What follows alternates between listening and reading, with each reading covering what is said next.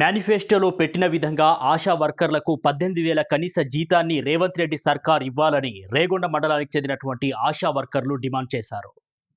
హైదరాబాద్లో ఆశా వర్కర్లపై పోలీసుల దాడిని ఖండిస్తూ మంగళవారం ఉదయం రేగొండ మండల కేంద్రంలో నిరసన తెలియజేయడానికి వెళ్తున్న ఆశా వర్కర్లను పోలీసులు అరెస్టు చేసి స్టేషన్కు తరలించారు. దీనిపై ఆశా వర్కర్లు ఆగ్రహం వ్యక్తం చేశారు. మేనిఫెస్టోలో పెట్టిన విధంగా ఆశా వర్కర్లకు 18,000 కనీస వేతనాన్ని చెల్లించాలని డిమాండ్ చేశారు. పోలీసులు 4 గంటలకు మమ్మల్ని ఇళ్లలోకి వచ్చి కనీసం ఒక 5 నిమిషాలు కూడా మాకు టైం ఇవ్వకుండా తీసుకొని పోలీస్ స్టేషన్ తీసుకొచ్చిండ్రు. మేము ఏం దొంగతనాలు చేసినారు, మమ్మల్ని ఇట్లా ఆశాలను అరెస్ట్ చేస్తున్నారు.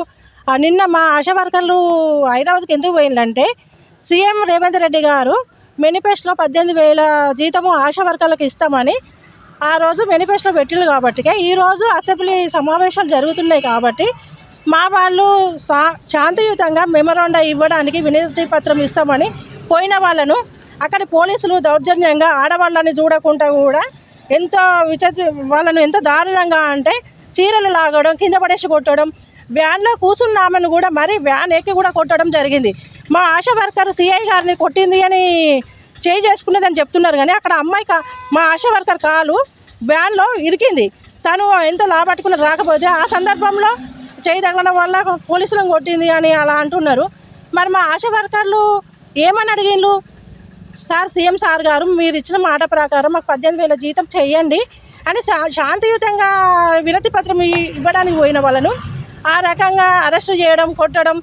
ఈరోజు కూడా ప్రతి ఆశా వర్కర్ ఇళ్ళలో పోయి 4 గంటలకు 3 గంటలకు తీసుకొని వచ్చిండ్రు. ప్రతి ఇళ్ళలో పిల్లలు ఉన్నారు.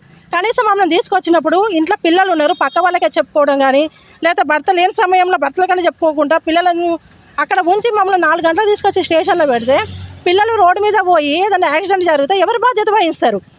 ఈరోజు మమ్మల్ని ఇట్లా స్టేషన్లో తీసుకొచ్చి పెట్టడం కరెక్టేనా? ఇదేనా ఆడవాళ్ళకి ఇచ్చే గౌరవం? మాకు మేనిఫెస్టోలో పెట్టిన విధంగానే కదా మేము అడిగింది. ప్రతి సర్వే చేస్తున్నాం, ఆశా వర్కర్కు జీతం అనేది లేదు.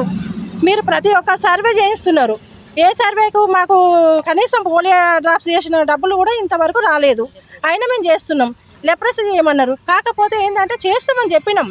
ఇప్పుడు ఏం చెప్పినామంటే సమావేశాలు జరుగుతున్నాయి కాబట్టి ఒకసారి మా బాధ వినతి పత్రంగా ఇచ్చి గుర్తు చేస్తామని వచ్చిన వాళ్ళని మీరు శాంతియుతంగా ఉన్న వాళ్ళను లాఠీ చార్జ్ చేసి కొట్టి వ్యాన్లలో తీసుకుపోయి పోలీస్ స్టేషన్లో పెట్టడం ఇది కరెక్టేనా? ఇది ఎంతవరకు సమాజం?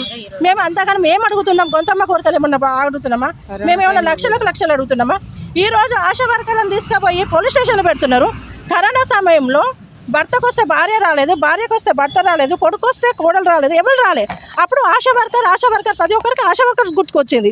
కానీ ఈరోజు ఆశా వర్కర్ గుర్తుకొస్తలేదా? మాకు కరోనా సమయంలో ఎంతోమంది సర్వీస్ చేసి మా ఆశా వర్కర్లు చనిపోయిండు. అలాంటి కుటుంబానికి మీరు ఏమన్నా మాకు సాయం చేసిందా? ఇప్పటికి కూడా టీబీ లెప్రసీ డబ్బులు, టీబీ డబ్బులు ప్రతి ఒక్క సర్వే చేస్తున్నాం, మాకు ఇంతవరకు డబ్బులు రాలేదు. మరి టీబీ వాళ్ళగా కూడా స్కూటర్ డబ్బులు పట్టుకురమ్మంటే కూడా పట్టుకొచ్చి కూడా ఆ విధంగా కూడా కొంతమంది ఆశా వాళ్ళకు టీబీకి కూడా వాళ్ళకు వచ్చేసింది.